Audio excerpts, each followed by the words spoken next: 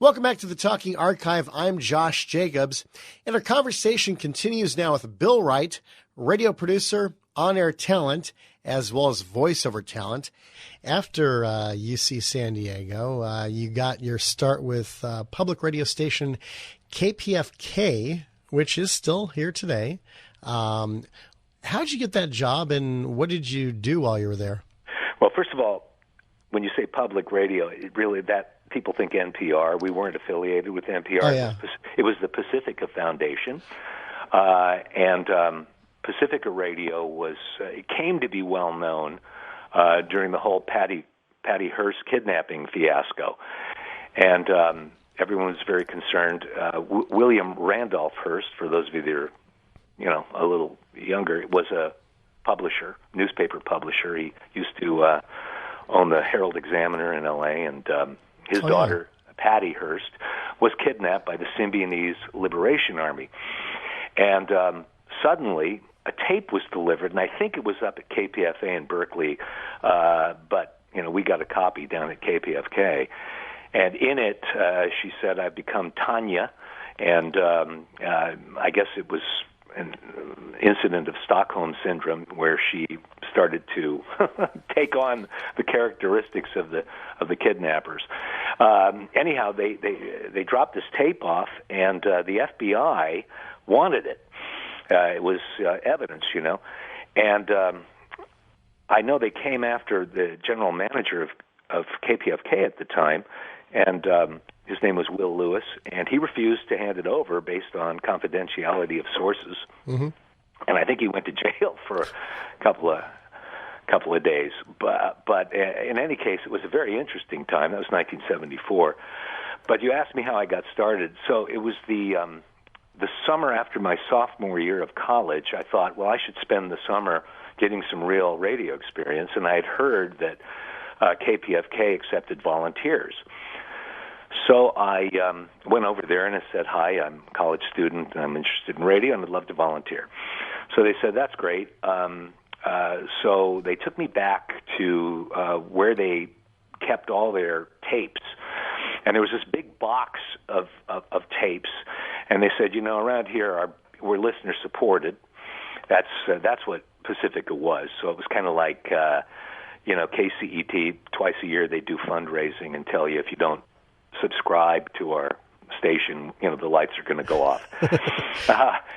But we need to recycle tape.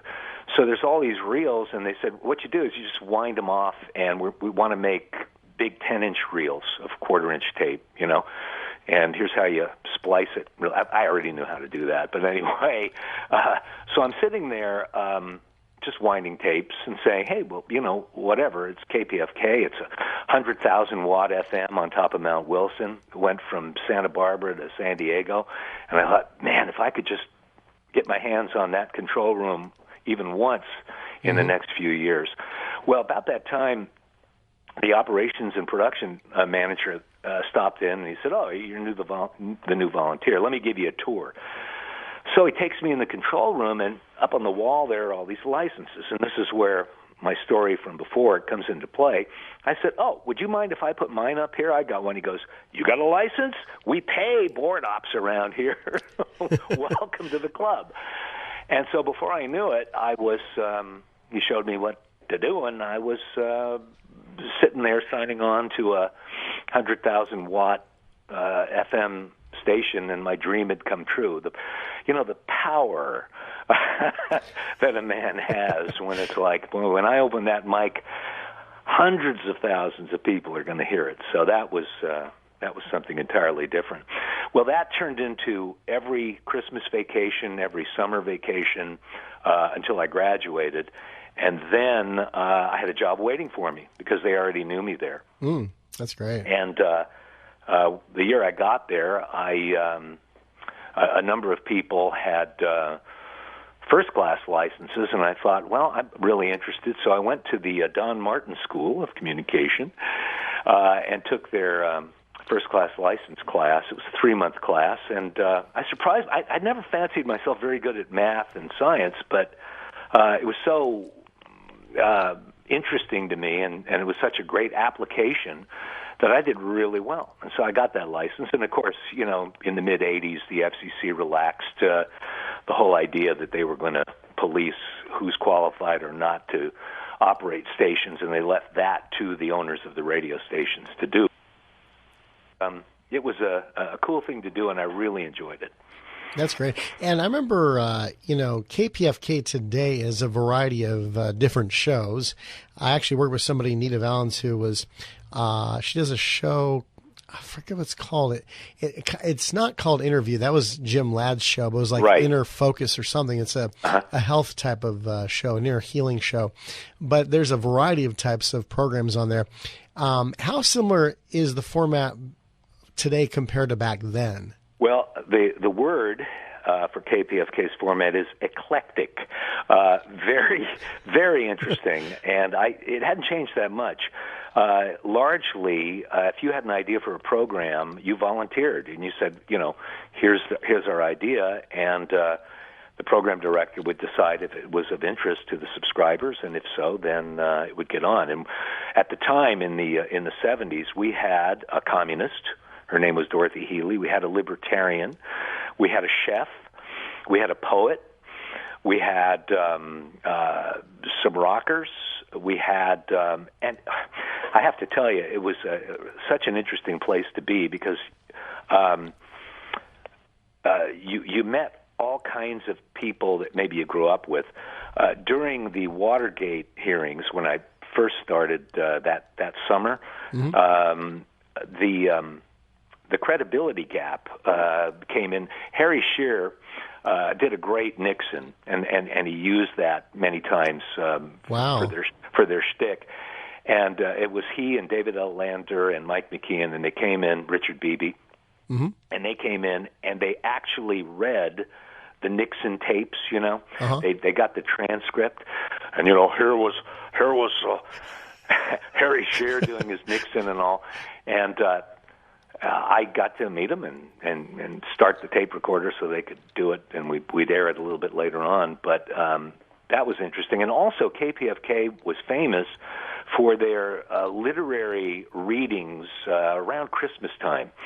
And they would recruit all kinds of stars to come in and read. And this wasn't light reading. It was like The Idiot by Fyodor Dostoevsky, War and Peace by Tolstoy.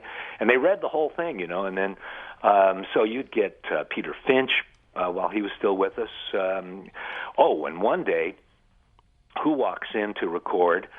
But one of anyone who's interested in voiceovers, heroes, June Foray. And June, you know, the voice of Rocky and Natasha, she comes in, and I almost just got down flat on my face to worship. Terrible idolatry.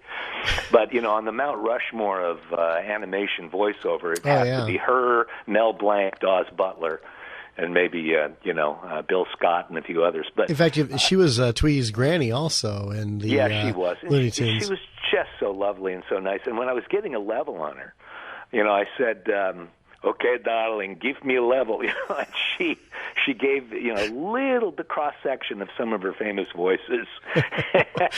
And I think she did the granny cackle, which gave me the top of the of the range there. I want you, honey. Hello, June. Give me a level, please. Very good indeed. And one other notable came in, and this was a shocker. Cal Worthington. Wow. Now, Cal Worthington, again, was the great car dealer around here, and his famous tagline was, "I'll stand on my head to make you a deal." And but he was a cultured man, apparently. Obviously a good businessman because he did very well with these Cal Worthington car lots and spots. Oh yeah. In fact, he was not just in Southern California. Worthington Chevrolet in Sacramento, some dealerships up in Alaska. And while he was doing the car dealerships, he was a DJ on KXLA 1110, which was a country station. Yeah. And he was the final DJ on there before the call letters switched to KRLA, and the format became Top 40 CHR with Jimmy O'Neill kicking off the new sound. Yeah, well, he was just super nice, and it was just kind of a culture shock to see him reading this highbrow literature compared to, I'll stand on my head to give you a deal. And I remember when he got started, it already was funny. It was he did have a fairly good accent, and he goes, "Hi there, I'm Cal Worthington, and I'm reading The Idiot by Fyodor Dostoevsky." But then, he really got into it. So you just never knew who you were going to see around there. And the programs really were very, very varied. And that's what was interesting because, from the stories I hear from most people who might have gotten in through Top 40 or just, traditional radio, it was, the music and the news and the jingles, and that was the whole thing. Here, there was an exposure to all kinds of things. We also had a contract with the LA Philharmonic, so there's a big classical segment of the programming, and we would go out, and I got to do, they pulled me along on all sorts of stuff to set up the portable equipment that we had, and we did very professional recordings of the LA Phil. Wow. On big 14-inch pancakes running at 15 inches per second, and when you heard it back, it was really an incredible sound. And the music director at the time had a really good ear and a really good idea of mic placement and whatnot. And these were really good recordings. So I learned a lot about, just various engineering tasks and mic placement and all that, mixing, everything, which I might not have gotten if I'd come the traditional route. Yeah. By the way, how many of those performances by the Philharmonic were carried live in person over the radio? None of them were live. We recorded them all, and I don't know that we might have been allowed to do it at that time because obviously they wanted to sell tickets. But we did rebroadcast them, and probably not all that much later, but they had some programming space for it in the evenings, and it was one of the obviously the classical music listeners tended to have a lot of money, and when they heard that, they donated a lot of money to KPFK. It was a profit center for sure, at a nonprofit station. Yeah. Well, it seems to be that way. Like, for instance, LAist 89.3 KPCC, about 10 years ago, they moved from Pasadena State College since PCC sold the station to Minnesota Public Radio, and they opened it up in this brand new state-of-the-art facility that, we got a nice radio station here, in Glendale, but oh my goodness, this KPCC's studios make ours look ancient in comparison. It's just really beautiful. Well, that's the taxpayers' money.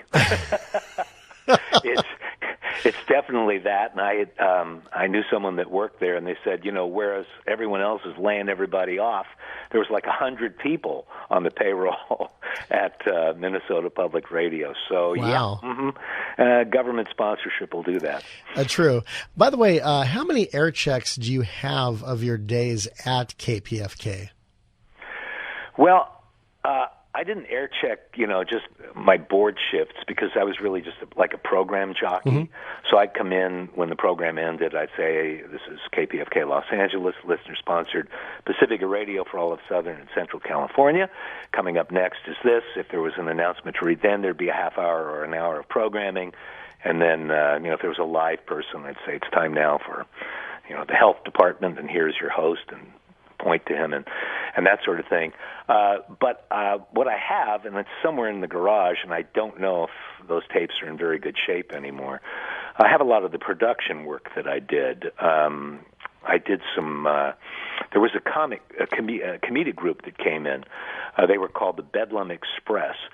And these are some up-and-coming comics that wanted to, again, do some radio comedy. So they wrote and did all this stuff. And they needed some help, and, I was manning the production room when I wasn't on the air, and they came in and said, well, here's what we want to do. We want to replicate a classroom setting from some years ago and we have this really nonsensical idea that we want it to sound like a film.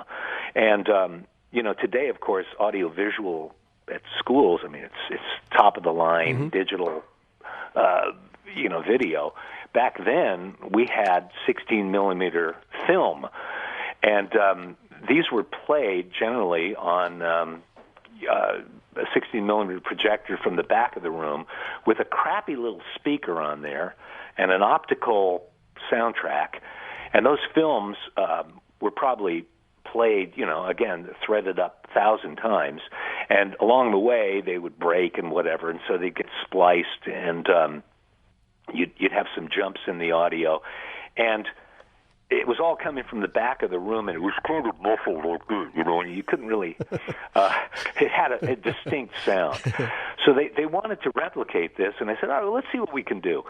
So I had them come back, and I forgot where, I got a projector, and I mic'd the projector, turning it on, running it for, 5 minutes, and then turning it off. And also having when the film ran out, it would go flap, flap, flap, flap, flap. These are familiar to anyone who grew up in the 60s. So they did their thing, and then I learned a little bit about EQing, and I EQ'd the heck out of it till it really did sound like it was in a tub. And then I thought, but we need it to still sound like it's coming from the back of the room, so we mic'd the Q speaker, and we played the thing through there, filtered through a speaker. And then I thought, and while we're playing it, let's just kind of put my finger on the tape here so it jumps, and it did that, and then let's slow it down a little bit, like these things happened. And the last touch was I gathered up a bunch of people, and I said, okay, you're back in school. The teachers left the room, left a film on. You're throwing spit wads and misbehaving. And so we played this whole thing, and everyone caught on really quickly. It's like, nah, nah, nah, nah, and they're throwing things. And it came out really well. So bottom line, I think I still have that somewhere, but I would probably have to bake that tape for like 2 days to get it to play even once.